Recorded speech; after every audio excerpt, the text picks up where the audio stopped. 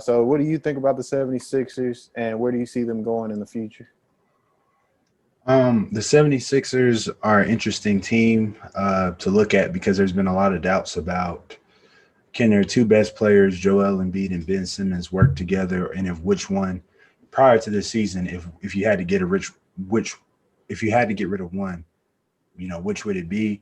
But with Doc Rivers here, Daryl Morey there, adding a couple of shooters and Danny Green and Seth Curry, it's interesting to see that now at the time of this video, they are 9-4 currently playing a game today that we're recording, and that's taken into account that they've had to go through a lot of obstacles playing with seven players at one point, seven active players, and just the fact that they've had players in and out of the lineup because of safety protocols.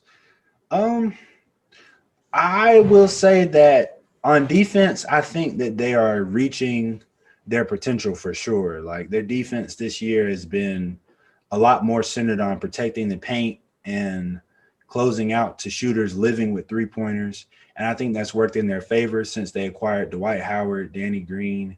And those are two guys who are big and physical for their position. And I feel like those guys have really came in and helped out their defense. And, Dwight has helped bring some energy. And Ben Simmons continues to improve year after year defensively, being one of the best defenders in the league, probably one of the top five defenders in any given season. But I do think that the offense still is problematic. The offense still is problematic for the simple fact that Ben is in my opinion put into a lot of situations that I think in the playoffs will continue to haunt them. And I mean, as a ball handler and as a guy who sits in the dunker spot quite often or in the short corner, I just think that teams are going to be willing to allow him when he has the ball in his hands, they're going to probably put their best and most mobile rim protector on Ben. So if they're playing the Clippers, I could see Kawhi Leonard taking him. If they're playing the Lakers, I could see LeBron. Or I know I would see AD putting AD on him, or a lot of these other, let me see, Western Conference teams, assuming they do make the finals. And if they don't make the finals and they're just playing like in the conference finals, I could see a guy like Giannis or Jimmy Butler, or Bam guarding him, a guy that you'll live with him trying to get past him and get downhill on. They got Seth Curry and Danny Green to give them more shooting around Ben Simmons and Joel Embiid. Um, but I would say the reason I'm, pressing the brakes on it a little bit is because this. Honestly, Chris, did you know that this is Joel Embiid's first season shooting over or shooting at or over 50%? Mm-mm. Yeah, this is his first season. Every other season he shoots in the 40s and something like that. And I just feel like in order for him to reach his full potential, like for his size and to be as dominant of a scorer that he is, I think that you really can't shoot under 50%, especially where he gets most of his shots from. And I guess that's also because he takes his game out and shoots more threes than probably what he should. But um, I just feel like he should be shooting a better percentage than 40, and he's doing that this year, which is major props to him. And I think that's also him being in better shape. He looks a lot better shape now, and also Doc Rivers helping him out. But I'm just not sold on the 76ers being, or being one of the top teams over a Boston Celtics or at this point maybe even a Miami Heat at full strength. So and of course the Brooklyn Nets, that everybody's high on them. So in my opinion, you have to go through those teams, and Mhm. I feel like they're off to a great start, but I still feel like they have questions like Ben Simmons. What are you going to do with him at the end of games? In crunch time, and I'm not too like skeptical about their offense, it's only when it comes down to crunch time, because when you have Ben Simmons on the floor, one of your best players, and he can't really uh, create a shot from the perimeter, he has to go in the paint to do it. Mhm. It kind of limits it because you also have Embiid, and I'm just not too confident in Embiid stepping out so that Ben Simmons can create to go to the basket. I think out of all those players, I would rather Embiid take the last shot, but it's still, how would you incorporate Simmons in that? And you've touched on that before, so I'll let you keep, going Mhm. maybe a little further into that. Well, here's a couple of things that I see, because I look at players in the NBA when it comes to perimeter players. If you're going to be labeled as such, like as we know, Ben Simmons plays the point guard position, and that's what he's played for most of his career. That's what his identity is as a player for that organization, that team. And my whole theory is that perimeter players should be able to make moves on the perimeter and make perimeter shots. But here's the thing, okay?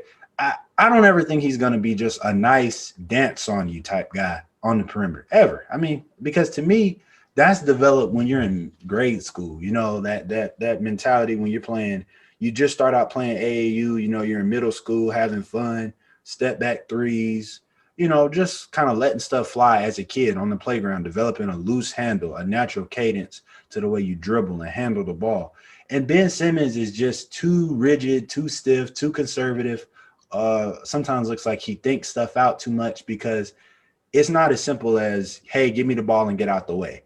Yeah, a lot of stuff has to happen for Ben Simmons to play his style. He needs guards to set him constant screens, like guards that could shoot and slip out of them to open up little cracks and little uh, exposures to allow him to drive to the basket the way that he does and get in those gaps. He just can't. You just can't give him the ball and say, "Hey, take me home," like you could LeBron or Kevin Durant or Kawhi Leonard or Paul George. He's just not that guy, and I don't think that's something that you can develop this late in your life as a basketball player. I don't really know any other players who can, because even when you talk about players who can't shoot, like Jason Kidd coming into the league, Jason Kidd was never a dance on you type of guy. Even when he did get his 3-point shot better, he was like a spot up. You know, if you go all the way under his screen, he'll shoot it and make it. But he's never a guy where it's just like, give Jason Kidd the ball, let him take you home, you know? So at his heart, he's a playmaker. And I feel like here's what can be done. He needs to work on his half court playmaking. Because in transition, when he's just a blur of light and you can't really keep up with him, he's one of the best passers I've ever seen. But in the half court, I still feel like he assists on too many 3-point shots. And I know that sounds good because they're worth 3 points, but at the same time, he's not what LeBron is or what Jokic is. Half court playmakers at the elite level, where LeBron will find lobs, LeBron will find backdoor cuts, LeBron will find guys just like little dump offs in the dunker spot, left and right hand, kick outs, skip passes. Ben Simmons is just not at that level of pick and roll mastery. He's not at that level of lob passing. He's just not quite there in the half court. Now, if he had that LeBron or Jokic type vision and passing ability in the half court, maybe it wouldn't be so bad, because right now it just seems like his style pushes other players out to the perimeter. And yeah, he assists on a lot of 3-pointers because, I mean, his style pushes those players out of the paint. You know what I'm saying? Including guys like Joel Embiid. Joel Embiid has had to live with a lot of difficult shots, because if he turns one way, he's facing a double team. If he turns the other way, he's going to be fading out of bounds, you know? So it's difficult. It's very, very difficult. And I don't necessarily think that shooting at this point is a realistic expectation, because I don't expect Ben Simmons to shoot sustainable 3-pointers for quite some time. So I think what he can do is build on his strengths of playmaking, start to kind of work on, working with him as a team to get more lobs, because right now when you look at like lob passes, a lot of it is from guys like Shake Milton or Tyrese Maxey, or more the perimeter-based oriented guards. and lobs for guys like Dwight Howard, you know. So I just feel like his half court playmaking needs to improve at some point if they want to have a chance. Shooting, I mean, yeah, obviously, but I don't know how realistic that is because you know people have been saying when he gets a jump shot, he'll be the best forward in the league, but that's the thing, man. It's really not that easy at all to just get a jump shot. You know, people try their whole life and sometimes still are not really a good shooter. Shooting, So, yeah. you know, now defensively, I'm extremely impressed. Every year he takes strides. I mean, he's really maximizing his physical tools because he's just like an athletic freak when it comes to just Yeah. his quickness, man. It's insanity. The fact that I could still put him on a legitimate like guard, like James Harden, and I'm not gonna, you know, I can give him some trouble. He can get around screens at 6'10" and then rotate and get block shots at the rim and rebound, you know, grab defensive rebounds. Like it's really impressive. But then again, like I said, man, I think he needs to start working on that playmaking. I know he's known as a playmaker, but a lot of that stuff is just like assists where those guards slip out of screens, you know, motion assists where they'll do some off ball stuff and he'll drive and turn and give them a little shovel pass or kick outs to the corner, stuff like that. But it's not enough half court, just pick you apart type thing. And that's why, going back to my point, if you use him in more of a screen setter role, that will allow he will find himself in the middle of the court more often than not. And that's a place where you have to guard him because one step and he's at the rim. You know, obviously the guard is going to attract more defensive attention and pull rim protectors away from the paint. And now, like I said, he's in the middle of the court and hopefully he can start to unlock that. But this dunker spot stuff, you know, pick and pop stuff with him and a point guard, well, him and another guard that can shoot the ball. I mean, eventually it's just going to come down to teams just living with everyone else making shots and him assisting on 3-pointers. So, Yeah. but like I said, man, I hate it. Just the simple fact that this is the same story. I feel like every year, you know, because they make little adjustments as far as giving them some minutes at the 4, maybe putting Joel in different spots, using him more as a pick and roll guy. You know, they've experimented with stuff in the past, but I feel like it's just that elephant in the room at this point. Like, you gotta figure that out. Yeah, and I mean, for our viewers, we still really like Ben Simmons. Like him as a basketball player is still very good. Um, like his strengths, I mean, defense, playmaking, as Chris said, like one of his best strengths, and playing in transition. I feel like those three he's excellent in. Like he's probably one of the best players in the. He's definitely one. I feel like he's definitely one of the best defenders in the league. He is one of the best uh, playmakers in the league, um, and he's. I feel like he's one of the best players in transition as well. So playing to his strengths, I really like him I really like his game. Um, but at the same time, it does get to a point where that one weakness of his can hold a team back in some ways.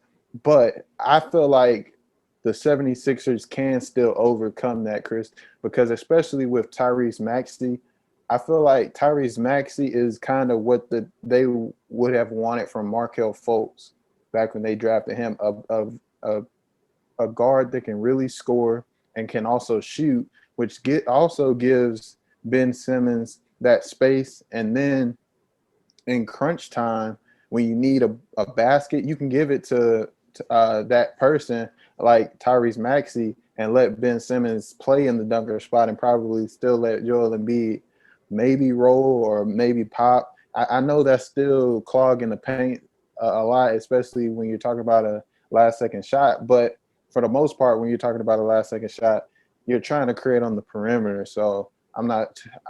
I feel like that still might be okay. And Jimmy Butler was that guy back a few years ago. He was the guy that took the last shot. He was the guy that they went to in the fourth quarter when they needed that. So I feel like if you find that person, it's like having Ben Simmons do what he does and maximize his strengths, it'll be okay. But I feel like they do need that guy that they can go to in the fourth quarter, other than Embiid, because you don't want to just have it on post ups. You want to give it to somebody that can create off the dribble in the fourth quarter. Mhm. Um, so I think that they will be okay, but it does get to that point where you do have to address that issue. Mhm. Um, and like you said, it's hard to just get a jump shot.